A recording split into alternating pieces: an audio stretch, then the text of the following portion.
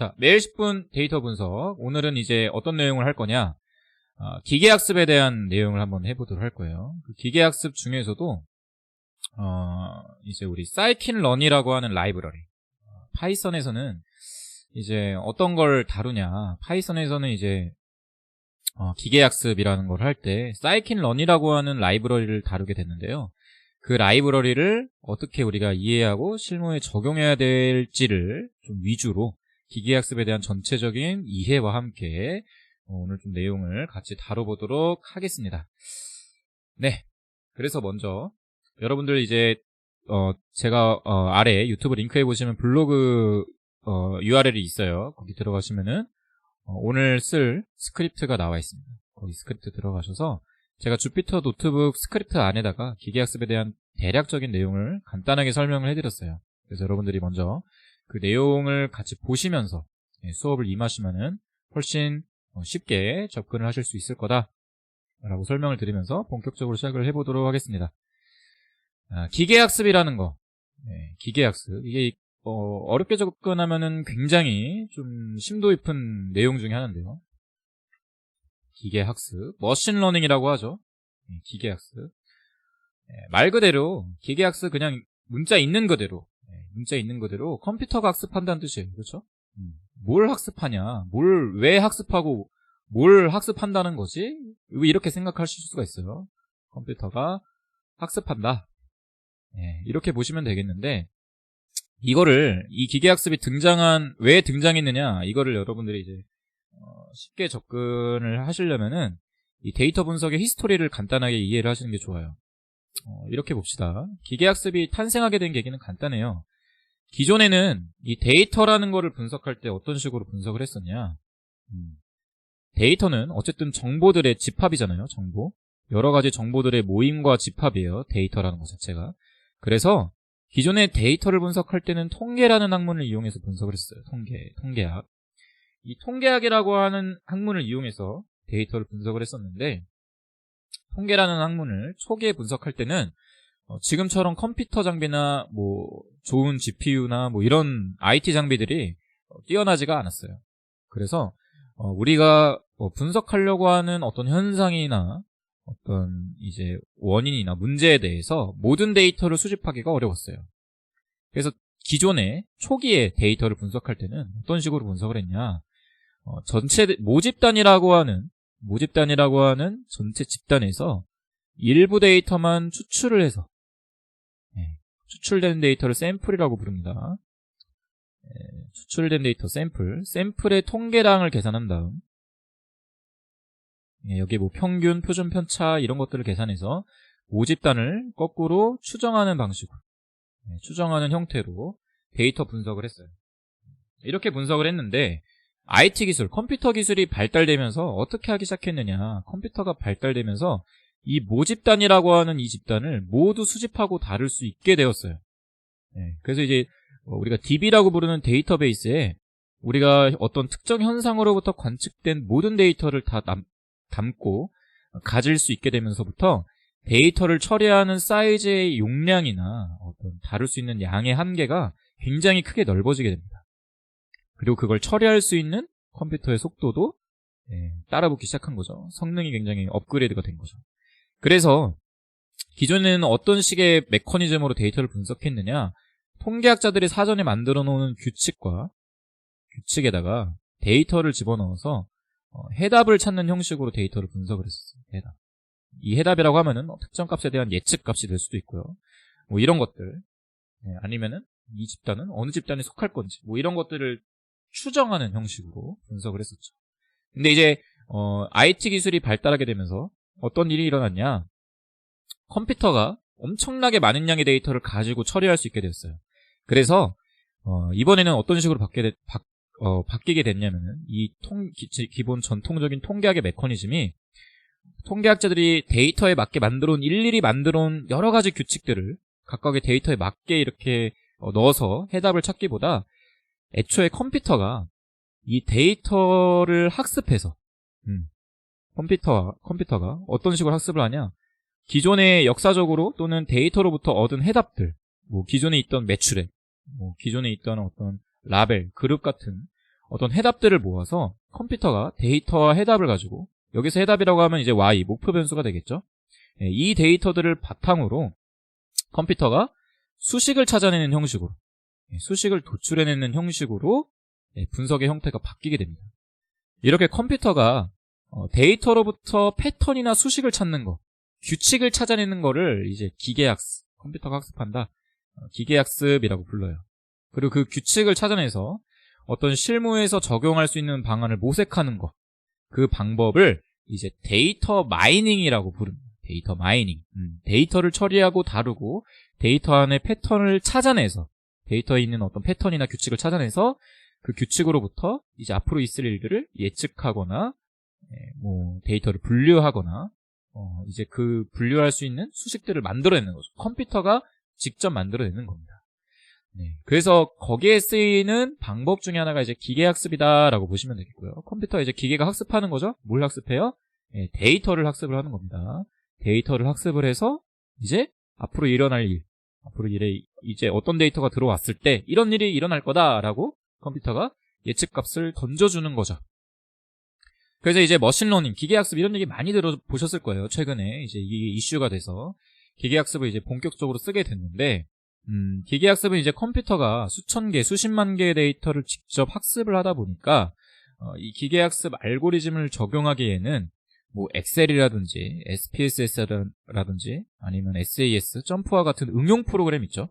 프로그램들이 사전에 만들어 놓은 유저가 이제 데이터 분석을 쉽게 하기 위해서 만들어 놓은 이런 응용 프로그램들을 써서 하기에는 굉장히 한계가 좀 있었어요. 그래서 컴퓨터 프로그래밍 언어로 컴퓨터랑 직접 대화하는 거죠. 컴퓨터한테 데이터를 던져주고, 야 컴퓨터야, 여기서 한번 규칙을 네가 한번 찾아봐, 이렇게 대화하는 형태로 컴퓨터에게 직접 학습을 시키는 거죠. 그래서 이제 컴퓨터 프로그래밍 언어를 이용해서 이제 기계학습을 주로 하게 되는 겁니다.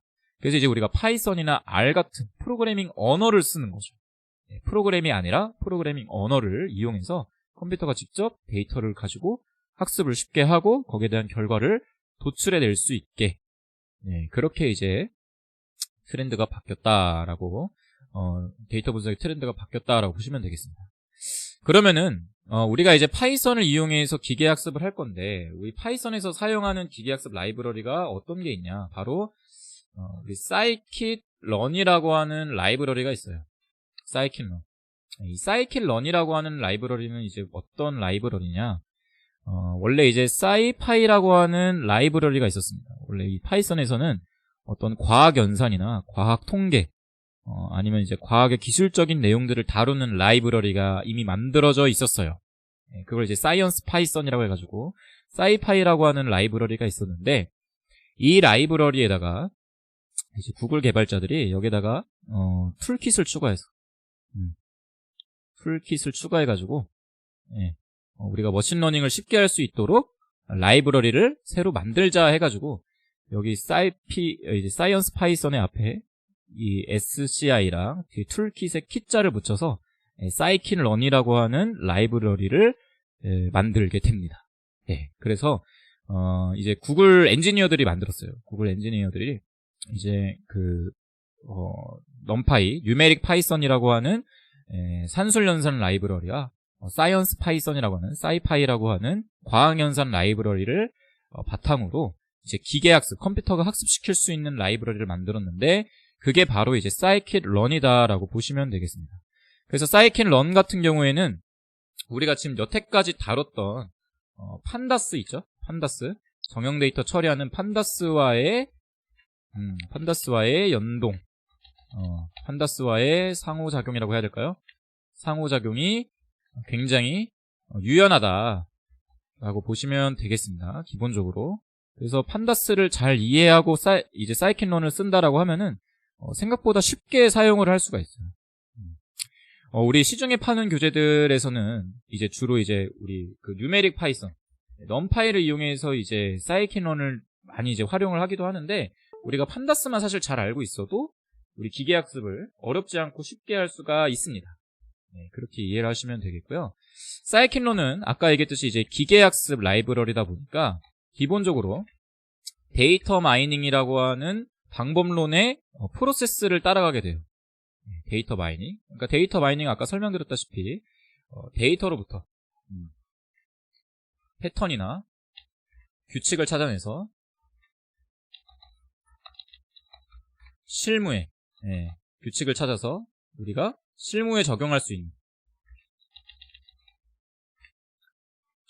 수 있는 인사이트를 발견하는 방법론이라고 보시면 되겠는데, 여기에 이제 scikit-learn이라고 하는 라이브러리가 최적화되어 있다는 거죠. 그럼 이제 우리가 뭐만 잘 이해를 하면은 이 scikit-learn을 쉽게 쓸 수 있느냐? 바로 저 데이터 마이닝이라고 하는 문제 해결 절차만 우리가 잘 머릿속에 담고 있어도 scikit-learn에 대한 대부분의 구조를 우리가 쉽게 접근하고 이해할 수 있어요. 물론 디테일한 내용은 우리가 더 다뤄야 되겠지만요. 기본적으로 데이터 마이닝에 여러 가지 방법론들이 있어요. KDD, SEMMA라고 하는 여러 가지 이제 순서 절차들이 있는데, 대부분 어떤 절차를 따르냐, 이런 절차를 따른다라고 보시면 되겠습니다. 그러니까 이 데이터 마이닝을 실제로 우리가 적용하기 위해서 어떤 방법으로 분석을 할지 절차를 정의한 애들이에요. KDD나 SEMMA라고 하는 걸. 이걸 이제 데이터 마이닝 문제 해결 절차, 문제 해결 프로세스라고 부르는데, 거기에 종류가 크게 이 두 가지가 있고요. 여러 가지가 더 있는데, 대부분 이 종류는 어떤 절차들을 대부분 따라가냐면은 데이터 준비, 그리고 데이터 전처리, 그리고 데이터 학습, 그리고 학습된 결과. 학습을 하고 나면은 컴퓨터가 이제 데이터로부터 패턴이나 수식을 찾겠죠? 모델이라고 표현을 해요. 학습이라고 하는 거는 모델을 생성한다.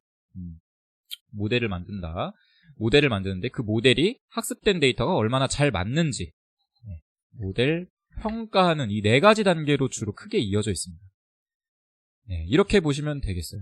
이렇게 이걸 이제 데이터 기계학습이랑 같이 좀 설명을 드리면은, 우리가 데이터를 이제 기존과 다르게 이 데이터라는 걸 한꺼번에 다 수집해서 이제 쓸 수 있다고 했었죠.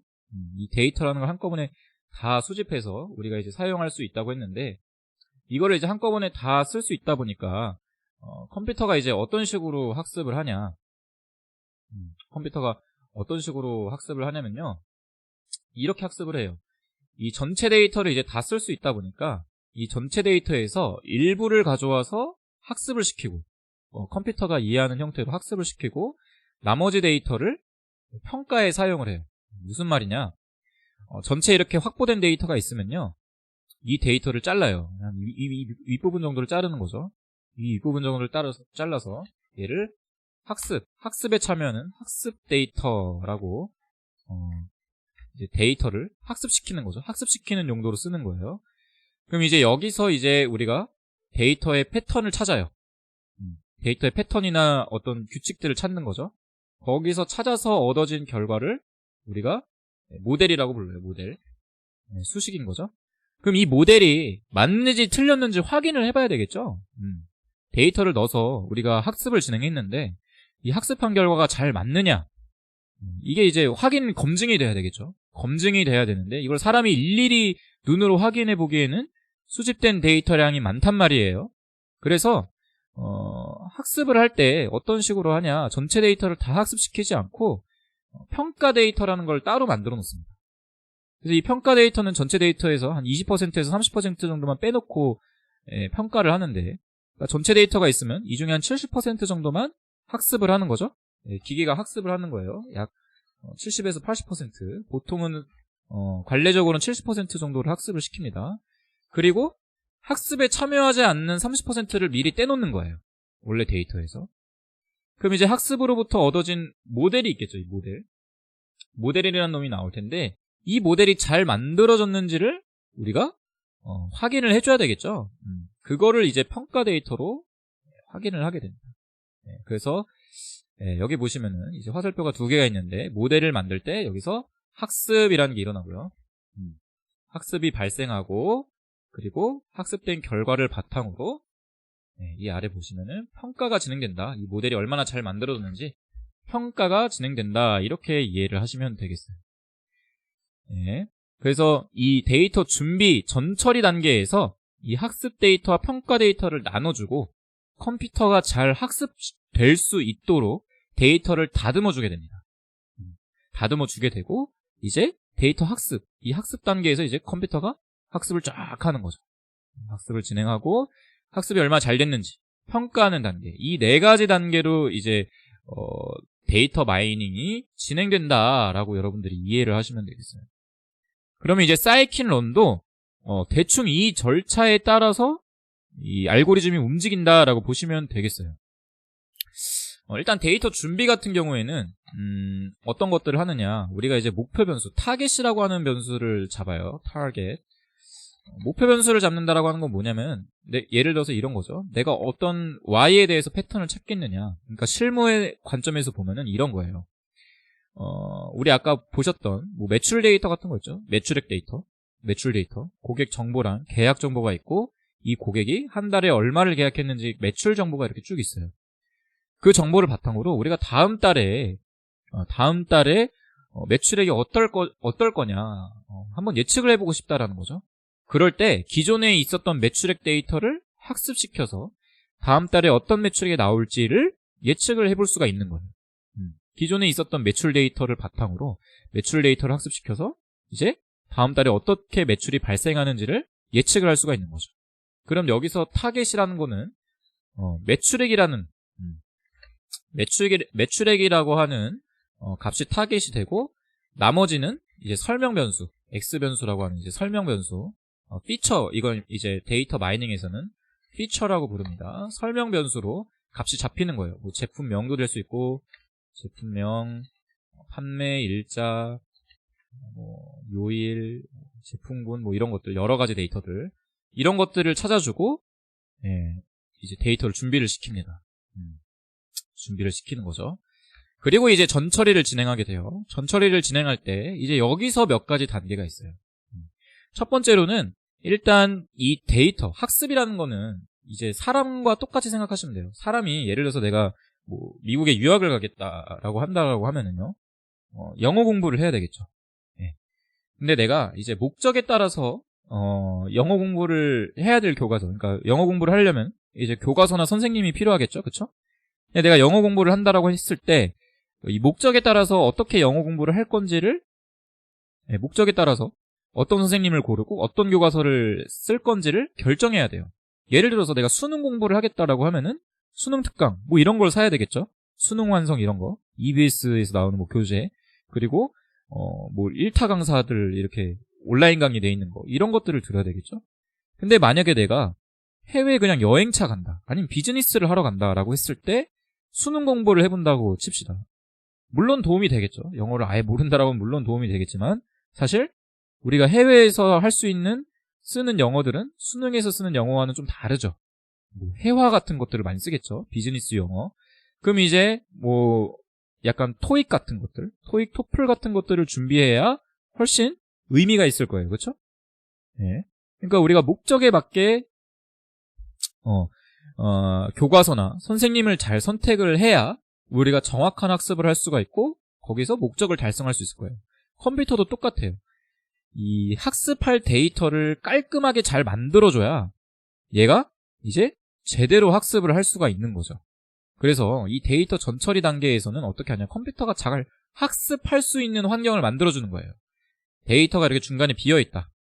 그 결측치라고 표현을 했죠. 미싱 밸류라고 하는 결측치를 채워주거나 아니면은 데이터가 충분히 잘 학습되는데 이상치 같은 것들이 있을 수 있어요. 이상치. 그러니까 뭐 잘못 수집된 데이터거나 뭐 입력이 잘못된 데이터라든지 아니면은 뭐 어떤 이상한 상황이 발생해서 수집된 데이터라든지 그런 데이터들, 그런 것들을 이제 제거를 해줘야 되겠죠. 보편적으로 발생하지 않는 현상들, 그런 것들을 먼저 처리를 해줘야 되고요. 두 번째로는 어떻게 해줘야 되느냐, 결측치나 이상치를 처리를 해줘서 데이터를 먼저 컴퓨터가 할 수 있는 상태로 깔끔하게 만들어 놓은 다음에 그 다음에 어떻게 해야 돼요? 학습 데이터와 평가 데이터를 나눠야 돼요. 분할을 해야 됩니다. 아까 얘기했듯이 전체 데이터를 다 학습에 써버리게 되면은 이 모델, 도출된 수식이 잘 들어맞는지 괜찮게 나온 모델인지를 알아차릴 수 있는 방법이 없겠죠. 네, 그래서 학습 데이터와 평가 데이터를 분할해서 학습 데이터로 이제 모델을 만들어주는 거예요. 지금 이제 질문하신 거와 연계해서 설명을 드리자면요. 70%의 학습 데이터를 만약에 추출을 한다라고 했을 때, 이 데이터를, 그냥 순서대로 가져와서 70개, 뭐 예를 들어 100개 데이터가 있다라고 했을 때, 위에서 70개 가져와서 학습 데이터, 이렇게 학습 데이터를 만들진 않아요. 학습 데이터를 형성할 때는 이 데이터에서 랜덤하게 데이터를 추출해서 학습 데이터를 구성하고요. 나머지 또 랜덤하게 데이터를 가져와서 평가 데이터를 구성하게 됩니다. 네. 그래야만, 예를 들어서, 이제 데이터가 뭐 시간 순서대로 쌓여있다. 이런 경우에 만약에 위에서부터 70개 데이터를 가져오게 되면은 시간에 대한 트렌드가 반영이 될 수 있겠죠. 그렇기 때문에 학습 데이터나 평가 데이터를 이제 추출해 올 때는 랜덤하게 무작위로 추출을 해옵니다. 그리고 이 비율 같은 경우에는 이제 좀 관례적으로 70대 30으로 보통 나누는데 이것도 데이터 숫자가 적거나 아니면 이제 특정 도메인에서는 이걸 뭐 50대 50 아니면 90대 10 이렇게 나눠 쓰는 경우도 있어요. 네, 그렇게 보시면 되겠다. 그래서 학습 데이터와 평가 데이터를 분할한다. 네, 그렇게 보시면 되겠고요. 그리고 분할이 된 다음엔 이제 어떻게 진행을 하면 돼요? 그 다음에 이제 학습을 시켜주면 되겠죠? 네, 학습을 진행을 합니다. 여기서 이제 알고리즘, 학습에 필요한 알고리즘들이 있어요. 학습을 시켜주는, 컴퓨터에 이제 학습을 하려면 어떤 식으로 학습해야 될지 지도를 해줘야 되는 선생님들이 있겠죠? 이 알고리즘을 선생님이라고 보시면 되겠어요. 이 알고리즘에는 이제 여러 가지 종류가 있는데 회귀 분석, 뭐 트리 기반의 알고리즘, 결정나무 모델, 뭐 앙상블, 서포터 벡터 모신, SVM 뭐 이런 여러 가지 알고리즘들이 있는데 이런 알고리즘 이제 데이터를 티칭 시켜줄 선생님을 모시는 거죠. 네, 그 선생님을 찾아주는 거 알고리즘을 이용해서 이 학습 데이터로부터 학습을 진행합니다. 학습을 진행하고 이제 학습이 잘 됐는지 평가를 해요. 평가를 진행한다. 근데 이제 평가하는 방법이 이제 살짝 나뉘어지게 됩니다. 평가하는 방법이 이제 우리가 앞에서 설정한 타겟이라고 했던 거 있죠. 타겟. 우리가 어떤 값에 대해서 예측할 건지 분류할 건지에 따라서 그 방법이 나눠지게 돼요. 나눠지게 된다. 달라지게 된다. 이렇게 이해를 하시면 되겠습니다. 그래서 scikit-learn이라고 하는 우리 라이브러리를 쓸 때도 이 절차대로 흐름대로 분석이 진행된다라고 여러분들이 이해하시면 되겠어요. 이 절차대로. 네, 일단 이렇게 여러분들이 이해하고 넘어가 보도록 하겠습니다. 그래서 제가 간단하게 일단 이 절차대로 scikit-learn의 여러 가지 모듈, 함수들을 설명해 드리고요. 일단 이 절차를 따라서 간단하게 먼저 분석을 해볼 거예요. 오늘 제가 제공됐던 스크립트랑 좀 다르게 간단하게 절차를 진행한 다음에 뒤에 스크립트에 있는 디테일한 내용들을 한번 쭉 설명을 드리도록 하겠습니다.